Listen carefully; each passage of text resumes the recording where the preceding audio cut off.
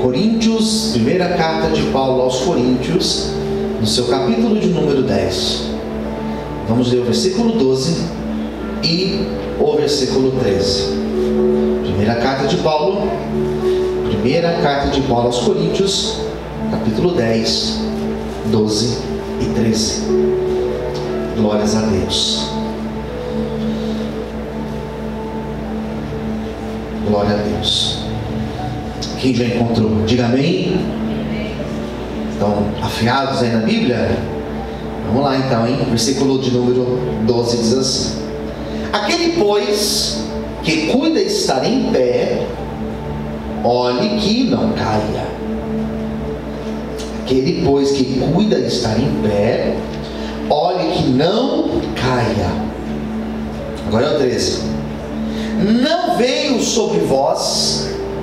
Qual a palavra que tem aí? Não veio sobre vós? Tá, mas está fraco, mais forte. Não sobre vós? Tentação, senão humana. Mas fiel é Deus, que vos não deixará tentar acima que podeis. Antes, com a tentação, dará também o escape, para que a possais suportar. Vamos orar. Senhor, fala conosco. Revela esta palavra, Senhor, aos nossos corações.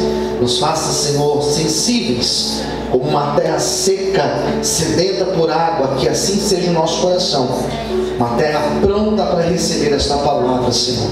Venha nos abençoar. Usa a minha vida, em nome de Jesus. Amém. Você consegue aplaudir Jesus com bastante alegria? Glória a Deus. Eu estou falando sobre recomeço, sobre restauração, desde o começo do ano. Neemias, Esdras, depois eu volto a Neemias. E as palavras que eu tenho ouvido, as ministrações que eu tenho ouvido, elas têm vindo como confirmação de tudo aquilo que Deus tem falado aqui no meu coração. Mas essa semana aconteceu algo bem interessante. Esse texto que eu li para vocês agora, eu li essa semana algumas vezes. Li, depois li de novo. Essa semana eu participei de 2 debates na rádio. Em um dos programas que eu participei, era uma pergunta um pouquinho chata de responder, que ela mexe com algo muito forte. A pergunta era: se é certo o crente pedir para Deus tirar a vida dele, levar a vida dele? E é muito complicado falar sobre isso, porque para uma pessoa chegar no ponto de orar para Deus e falar: Deus, leva a minha vida, é porque de certa forma ela perdeu a alegria de viver, perdeu a estrutura. E pessoas que falam isso, às vezes, é alguém que perdeu um ente querido, às vezes perdeu um pai, uma mãe, um filho, e a pessoa ela perde o chão dos seus pés. Ou então não, igual a pessoa fala isso porque ela perdeu um relacionamento, um namoro, às vezes perdeu o casamento, às vezes perdeu algo material. E ela pode chegar nesse ponto de falar: Deus, tira a minha vida, não quero mais viver. E biblicamente nós temos homens de Deus que falaram isso. Nós temos, por exemplo, Moisés. Nós temos Elias, o profeta Elias. Detalhe: Elias, depois de orar, e Deus mandar fogo do céu lá no Monte Carmelo. Lucas 1 Reis 18. Nós temos Jó falando isso para Deus, em algumas vezes, em alguns momentos do seu livro. Nós temos Jonas falando isso, Jonas capítulo 4. Jonas pede para Deus tirar a vida dele. Então eu estava refletindo sobre essa questão. Depois nós fomos para o debate. Se você não assistiu, depois você assista, né, lá no YouTube. E nós falamos sobre isso, e eu apresentei esse texto, porque esse texto fala que não existe uma tentação que nós passamos, que Deus não nos dá condições, estrutura para nós passarmos por ela. Então, se Deus permite nós sermos tentados, está aqui. Se Ele permite, Ele também vai providenciar para nós. Paulo vai usar a expressão escape. Deus vai trazer um escape para a nossa vida. Mas vamos lá. O que Paulo fala sobre essa verdade? Primeira coisa que ele fala, e eu trouxe aqui para vocês o versículo 12. Eu não li o texto inteiro, mas o versículo 12, Paulo fala uma verdade que diz assim: olha, aquele pois que cuide estar em pé, olha que não caia. Aquele que acredita que está de pé, aquele que tem a impressão de estar de fato em pé, tome cuidado, vigie para que você não caia. Essa palavra que eu estou lendo para vocês, que eu falei no rádio, na sexta-feira eu estive em Mairink, na nossa casa de recuperação. Eu sentei com os meninos lá da chácara e comecei a falar sobre queda, sobre tentação com eles. Porque queda, tentação, são verdades muito presentes para eles, para todos.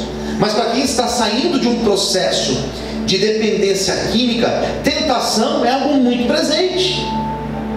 Eu estava falando com eles como sair da tentação, ou como resistir às tentações que nós passamos. Então a primeira coisa que Paulo fala é o seguinte: você que está de pé, tome cuidado para que você não caia. E talvez você fale assim: pastor, mas eu estou de pé, eu estou aqui,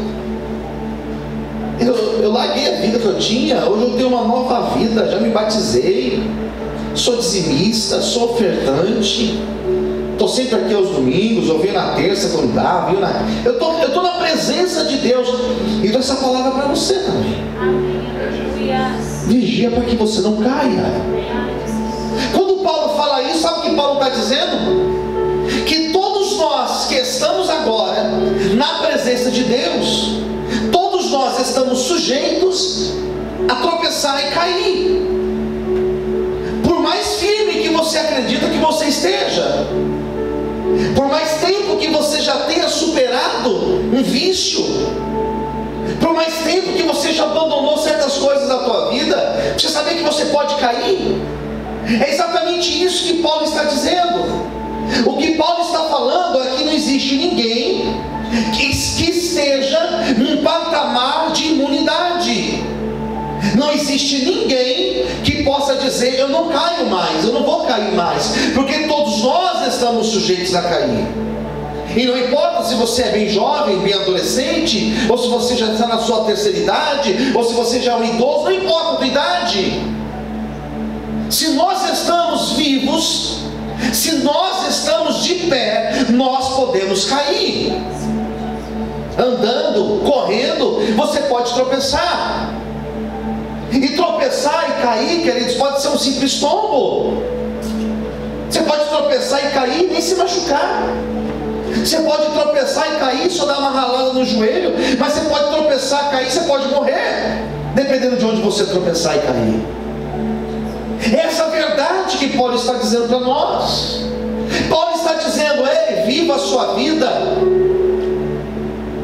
em modo atenção. Fica atento, vigia. Nós estamos vivendo, nós precisamos viver em vigilância às 24 horas do dia.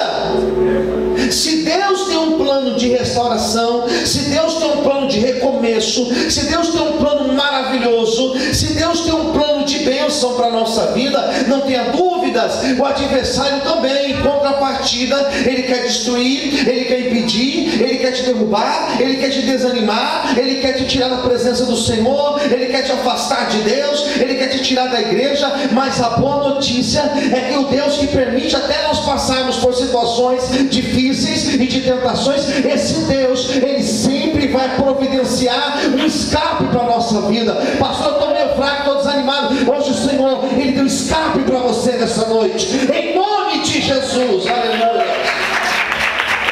Glória a Deus. Glória a Deus. Daí Paulo fala assim: agora eu vou explicar sobre tentação. Quando ele vai começar a falar de tentação, de queda, ele está dizendo o seguinte, que a tentação, versículo de número 13, agora é só o 13 e a gente termina aqui mesmo.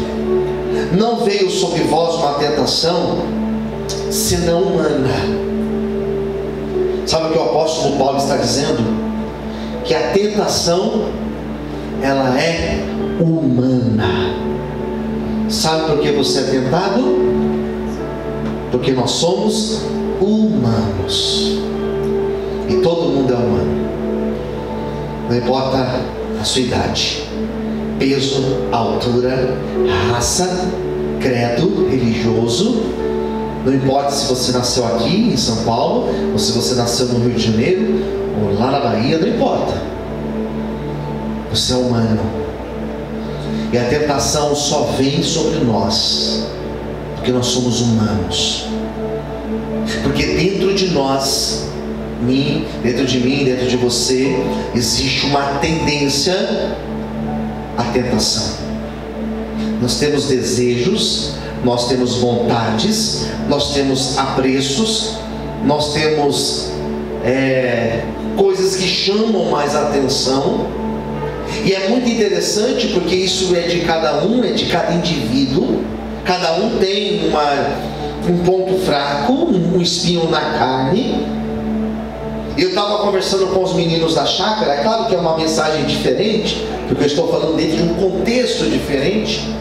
E nós estávamos ali conversando, depois da pregação, na verdade, começamos a interagir. E eu achei interessante porque eu cheguei para um e falei assim: ô fulano, você já fumou? Você tem problema com cigarro? Eu já sabia, porque eu conheço eles, né? Você tem problema com cigarro? Ele falou: não, pastor, não. Cigarro não, nunca tive problema com cigarro. Nunca tive problema com maconha, nem maconha. O problema é a bebida. É incrível que a tentação dele é a bebida. Daí o rapaz do lado, eu falei: e você? Você também tem problema com bebida? Ele falou: não. Meu problema nunca foi bebida, pastor. Mas eu sempre usei cocaína. Então é diferente. Se para um é bebida, para o outro é cocaína. Daí tinha um terceiro lá que era uma outra coisa. Olha que interessante. Dentro de um contexto de casa de recuperação, e cada um com uma dificuldade. Se coloca a bebida para um, ele cai na hora. Se coloca para o outro, ele não liga. E é muito fácil eu chegar lá e falar para eles, é muito fácil.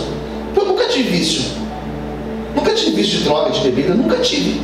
Então para eu chegar lá e falar e dar sermão, para eu chegar lá e botar a banca para eles, é fácil.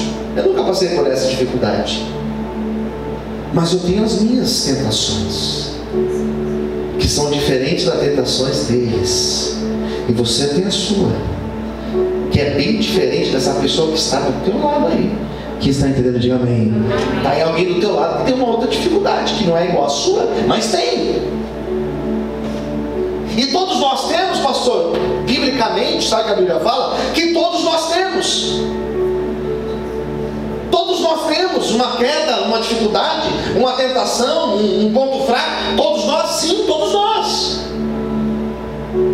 E quando alguém chega para mim e fala: pastor, eu preciso deixar as drogas, eu sou solidário a essa pessoa. Pastor, eu preciso deixar a pornografia, tenho vício de pornografia, eu sou solidário a essa pessoa. Pastor, eu preciso deixar uma tentação na minha vida, eu tenho um problema na minha vida, eu ouço e eu sou solidário. Porque eu sou igual a você, eu sou igual ao apóstolo Paulo. Todos nós aqui somos iguais. Nós temos tentações na nossa vida. Enquanto você viver, enquanto você for humano, enquanto você habitar na terra, enquanto você pisar na terra, você vai ter tentações, você vai ter luta. Enquanto você viver, você passa por tentações. Enquanto você viver, você passa por provações. Mas enquanto nós vivemos, sempre teremos o escape de Deus para a nossa vida, porque o Deus que permite nós até passarmos pela tentação, esse mesmo Deus, Ele é fiel para trazer o escape para mim, para você, em nome de Jesus, aleluia.